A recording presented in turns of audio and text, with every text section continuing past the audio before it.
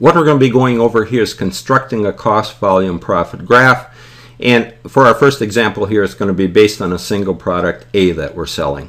Now this graph here is really based on our income equation here, where we take our selling price minus our variable cost, and that's on a per unit basis here, times some quantity or sales quantity that we have. And whatever quantity we come up with there, then we would have to subtract out our fixed cost, and that's going to be equaling our operating income. Okay, so what I've shown here and on some graph paper here, we're going to be constructing this graph here. So along our x-axis here, that represents our sales quantity, and I'm showing it in the thousands of units here of sales, and that's our sales quantity here for product A. And along our y-axis, that represents our dollars here, again in thousands of dollars.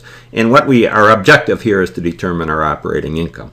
So for our graphing here, so what we're going to have here, we're going to have a revenues line. I'm showing that in brown here.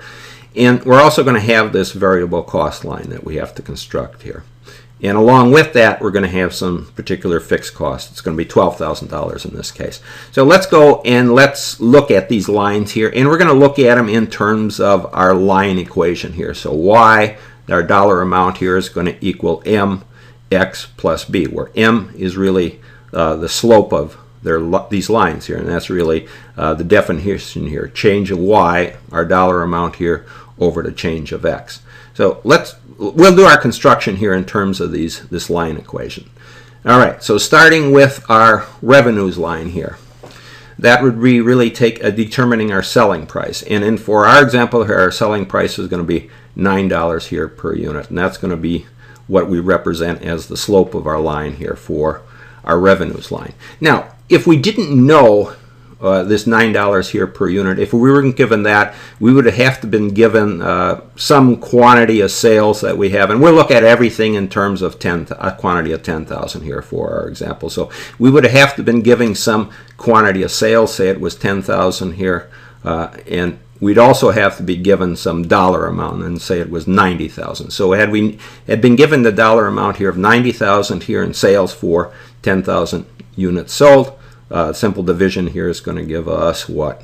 90,000 divided by 10,000 units, or $9 per unit. So really that's our change of y here over change of x. So for every unit of x or product A we sell here, we're going to generate revenue here of $9. So we could stick that into our line equation here, y equals mx plus b. So that our slope here is $9 here per unit sold times x. Now, the b represents our y-intercept here when x equals 0. So in the case here of our revenues, it intersects at 0 here, because you sell 0 units, you have 0 revenues.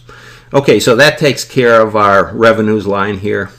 Now let's move to our variable costing line here, set that up. And we're going to be given the case here where it's $6 per unit here, a variable cost for every unit that we sell here. So if we weren't given the $6, again, we'd have to be given some sales quantity, and again, we'll look at it in 10,000 here in sales, and then we'd have to been given some dollar here based on the costing dollars, variable costing for those sales. And let's just say it was 60,000 here. So 10,000, sales quantity of 10,000 dividing into our total variable cost here, 60,000, is going to give us that $6 here per unit. But we figured it out here on a per unit basis, because then that fits into our line equation here. So for our variable cost, our slope here is $6 per unit. And looking at it in terms of our line equation here, y equals 6. That's our slope here times x. That's the quantity we're selling. Plus, we have that y-intercept here of 12,000. That's our fixed cost. So with X units sold here, we still have a fixed cost here of 12,000. So that's where our variable cost starts here. We have to start at on our y-axis here in a dollar amount. We have to start at $12,000 here to cover our fixed cost. Okay, so that's really our line equation. We got the line equation here for both our revenues line, 9x here, $9 slope, or $9 per unit here of sales in revenue that's being generated times x number of sales here. And then our variable cost, we got that, again, a y those dollar amounts times 6. A slope here was $6 times X number of units, plus we have that $12,000 in fixed cost. And by definition here, the difference between our revenues here and our variable cost, $9 here in revenues less $6 in variable cost, is what they call the contribution margin here of $3. All right, so going back to our equation here, maybe let's start over here where we want to determine what they call the break-even point here. Again, the break-even point here is where your revenues equal your costs. Okay, so let's look at our revenues here on our break-even line here. Those would be $9 here per unit of sales, and our break-even point would set our revenues here equal to our cost again. So we have our 9x here for our revenues line here. That equals our costing line here of 6x plus 12. And you can see here, just solving for x here, moving your 6x over to this side of the equation, you're going to come subtracting that here from 9x. You're going to have 3x equals $12,000 here, or $12,000 here in fixed cost. X divided into 12,000 gives us 4,000 here at a break-even quantity. Now we could also look at that in terms of just taking our fixed cost. They use the break-even point here, taking your fixed cost here of 12,000 divided by the contribution margin here of $3 per unit. So 12,000 here divided by $3 per unit contribution margin, again, equals a break-even point here, 4,000. So we have to sell at least 4,000 units here of product A before we begin making any profit here. And any sales less than those 4,000 units here, we're operating at a loss. So the other thing is, just if you look at this break-even point in terms of this contribution margin here, let's look at that. It's simply the contribution margin here is really that $9 here in revenue per unit here, less the $6 here in variable cost per unit. So that's where you got that $3 contribution margin, just going through setting your equations equal here. Your revenue equal to your variable cost, plus, well, your costing line here. So if we looked at it, just looking at our numbers here, 4,000 here times $9 here in revenue per unit, that's going to give us 36,000 here. And if we go to our variable cost, what would that be? 4,000 here times $6 in variable cost, that would be what? 24,000 in variable cost. But then we got that 12,000 in fixed cost that we'd have to subtract here from our 36,000. So we have 36,000 here less for our revenues, less 24,000 here in our variable cost, less our 12,000 here in our fixed cost, is zero revenues here. So that's our break-even point. Now if we move up the line here, you can see we're making more and more profit, or based on that contribution margin here, based on our quantity of sales. So that's our break. That's what they define here as the break-even point. Now let's just move up to these 10,000 units of sales here for product A that we were dealing with here. So to determine our revenues here for those 10,000 units, simply taking the $9 here, or $9 sales price or revenue here per unit of sales times 10,000 gives us again 90,000 here in revenues. Now taking our variable cost here, again 10,000 units times $6 per unit here in variable cost gives us 60,000 here in variable cost. So the difference here, the 90,000 here less the 60,000, is our total contribution here of 30,000. So again, that's simply taking what? 10,000 here times $3 per unit contribution margin per unit. Again, that equals your 30,000 here in total contribution. So you can look at your contribution here as well. Just take your number of units that you have for the particular sale here times contribution margin per unit, and that's going to give you your total contribution total for those particular sales. So we've been working off those 10,000 here. Now again, just remember the contribution margin here is really your selling price here, in this case $9 per unit minus your variable cost here of $6 per unit, gives you your contribution margin here of $3 per unit. Now if we looked at our operating income here, just what I've got it broken down here, 10,000 here in sales times the $9 here per unit for our revenue is 90,000 here, what I'm showing here, less our variable cost here, that was 10,000 here in sales here, times $6 here per unit. That's for 60,000 here. Subtract that here from 60,000, or then subtract the 60,000 here from your variable cost from your revenues of 90,000. Then you also have to subtract out your fixed cost here of 12,000. So that's going to give us a total operating income here of 18,000. That's based on those unit sales here of 10,000. Okay, so that's really basically what you have to do here when you're looking at this cost volume profit graph. And we looked at it in terms of setting up that line equation here. So Y, our dollar amounts here, was really equal to M, or M, whatever our slope was here for our revenues or our variable cost here, times X, the units sold, plus whatever the y-intercept is here when x is set to 0. So basic line equation. You didn't have to use this line equation. You could have just taken whatever figured out your variable cost here and your revenues here.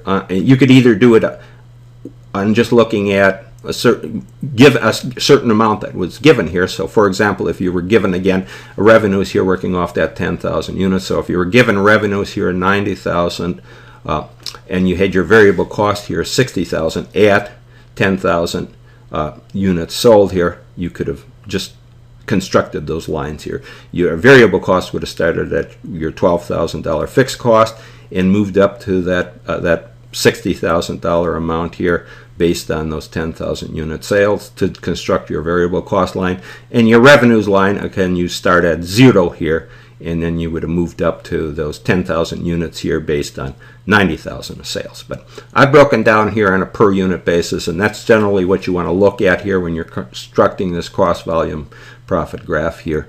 On a per unit basis, whatever you're getting on a per unit basis here, change of y over the change of x. So really you're looking at, in this case, a change of y here, we're talking about $9 per unit. So the change of x is 1, change of y is $9, variable cost same. $6 here for the change of y per $1 here per unit. Okay, so that's working off this line equation here. All right, so now let's look. We just looked at based on a single product here. Let's go look at the case here where we've got multiple products. Okay, so constructing our cross-volume profit graph here based on multiple products. And we'll just look at two products, A here and B here. And this is the case where they talk about bundled sales or group sales here between A and B. And you're also going to have to be given some sales ratio here. This case, we're going to have 3 of product A here sold for every 1 of product B. So this complicates our situation here. Rather than looking at just the single product here, we'd have to construct our graph here based on these multiple products here and also that sales ratio. And we'll just go through that here. And for our example here, I'm using the same total revenues per unit here and costs, variable costs here per unit. I've just broken it down in this fashion, and this is how you'd have to go about it here. So again, in this case, we have those two products, product A here and product B. So what you'd have to do is you'd have to take your selling price here on a per unit basis times whatever quantities you're selling for each of those products here, and that's going to equal your total revenues. And then same for variable cost here. We'll go through that. And then the difference between our selling price and variable cost is going to be a contribution margin here per unit. And then when you come up with those total amounts, you can fit them right onto you can use those total amounts here to determine your selling price here or your revenues per unit and your variable cost per unit. So let's just go through our example here. Selling price for product A, $2, and we have a quantity of 3 here in product A, plus we have to add to it product B, selling price of $3 times a quantity of 1. And what would that be? 3 times $2 here is $6. 1 times $3 here is $3, so we have total amount here is $9 here per unit of revenue. So that's how you have to work it when you have these multiple products here and you have that sales ratio. Now our variable cost, let's say product A, it was $1.40 times a quantity of 3 here, plus we'd have to add product B, $1.80 times a quantity of 1. That's going to equal $6 here per bundle here that we're looking at, or per grouping here of A and B for our cost.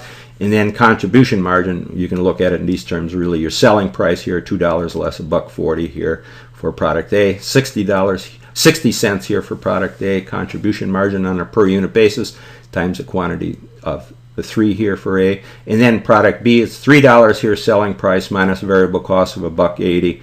That's going to give us a contribution margin of $1.20 here per product B, quantity of 1. So 60 cents here times 3, what is it, $1.80. 1 here times $1.20 is the $1.20. So total contribution margin here is $3 here per unit. We could have just looked at it here in terms of $9 here in revenue per unit. When we talk about per unit, we're talking about that bundle here of A and B here. 3 of A, 1 of B. We could have just taken the $9 here in revenue per bundle less $6 here in our cost per bundle and came up with the $3 here contribution margin. We use the same numbers here. We came up with the same numbers only because I predetermined them to be that. But this is how you'd have to handle it here when you're dealing with multiple products here. It could be A, B, C, D, and so forth. You'd have to determine the sales ratio here between the products and then just go and looking at it on a per unit basis for each of those products. Product A, product B, and so forth here. And then you'd have to determine your selling price less your variable cost based on those quantities. That's going to give you your contribution margin based on those quantities.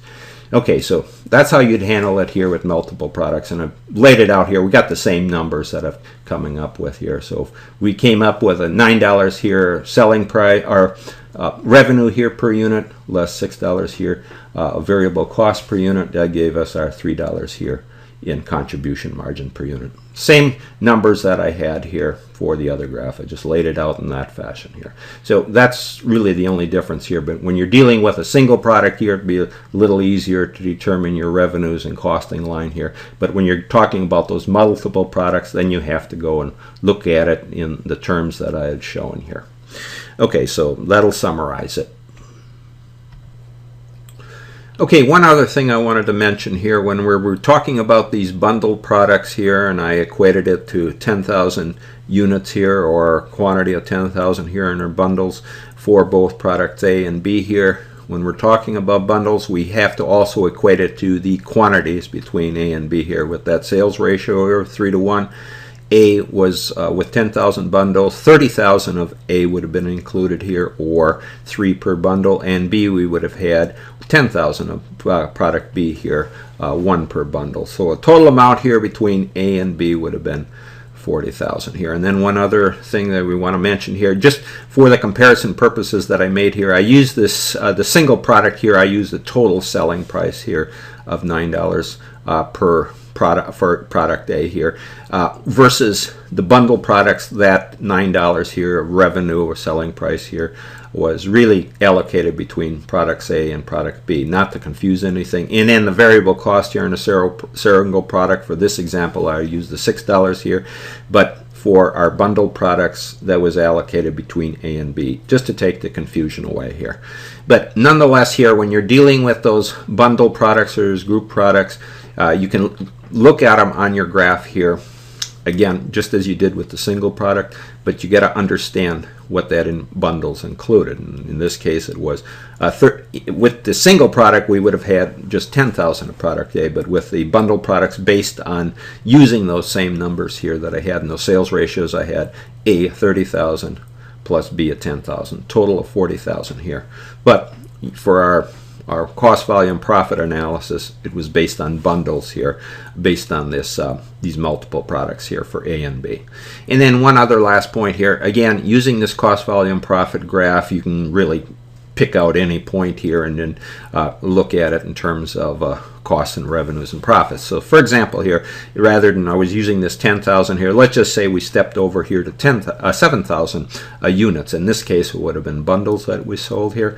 And in this case, you'd take a look at your cost or your sales price or your revenues line would be $9 here times 7,000 for $63,000 here in revenues that you're generating. and then your variable cost $6 times 7,000 units here. That would be 42,000 here in your variable cost, and then you'd have to subtract out 12,000 here in your fixed costs. So what? 63,000 here.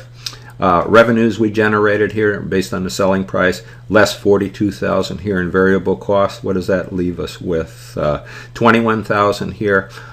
Difference is 21,000, and then subtracting out 12,000 here in our fixed costs. What would that give us? 21,000 here, then subtract 12,000 fixed costs. What did that give us? About 9,000 here in operating income. All right, so that's the only point I wanted to make here. When you're using these cost volume profit graphs here, set them up based on whatever your revenues are or your selling price is. Determine the slope of the line here for your revenues, and then determine the slope of the line here for your variable cost. Know what your fixed costs are, and then you can determine your revenue, or determine your operating income in this case. Okay, so that'll summarize our topic.